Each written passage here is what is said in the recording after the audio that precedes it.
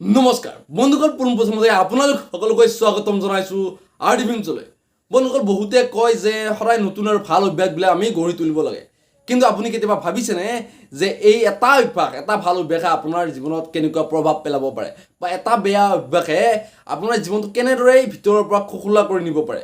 তো বলক বন্ধুসকল, অলপ সময় নষ্ট নকৰি আজিৰ এই ভিডিঅ'টো আৰম্ভ কৰোঁ আৰু শিকোঁ এটা ভাল অভ্যাসেনো আপোনাৰ জীৱনত কেনেকুৱা প্ৰভাৱ পেলাব পাৰে। তো বন্ধুসকল, তাহলে আপোনালোক দুজন বন্ধু আৰু দুজন বন্ধুৱে এজনে ভাল এটা অভ্যাস আৰু এজনে বেয়া এটা অভ্যাস গ্ৰহণ কৰিলে। নতুনকৈ আপুনি জিমত যাবলৈ ল'লে আৰু আপোনাৰ বন্ধুজনে চিগাৰেট খাবলৈ ল'লে। বাকী আপোনালোক দুজনৰ মাজত সম্পূৰ্ণ একে, জীৱনৰ যিবিলাক এক্টিভিটিবিলাক চব একে, কিন্তু এই দুটা নতুন অভ্যাস দুজনৰ তাত এড হৈ গ'ল।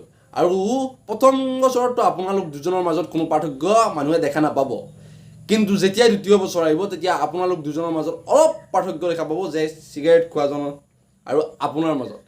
আৰু যেতিয়া এই সময়বিলাক পাৰ হৈ যাব, সময়বিলাক পাৰ হোৱাৰ লগে লগে আপোনালোক দুজনৰ মাজত এনেকুৱা প্ৰভাৱ পৰিব যে এজনক মানুহে ভাল পাব ল'ব আৰু আনজনক মানুহে ঘৃণা কৰিব ল'ব। সেয়া বন্ধুসকল, এই চিগাৰেট খাই থকা যিজন ল'ৰা সেইজনৰ কথা ভাবক যে এই আপোনাৰ যিজনে জিমত গৈছিল সেইজনৰ লগত তুলনা কৰিব পাৰিবনে, বা সেই দুজন একেলগে লগ হ'লে কিমান প্ৰভাৱ দেখা যাব দুজনৰ মাজত। এয়া বন্ধুসকল, সদায় এটা ভাল অভ্যাস গ্ৰহণ কৰক আৰু সেই অভ্যাসটো চাই লওক আপোনাৰ কেনেকুৱা জীৱনত প্ৰভাৱ পেলাব পাৰে। এটা ভাল অভ্যাসে আপোনাৰ জীৱন সলনি কৰি দিব পাৰে।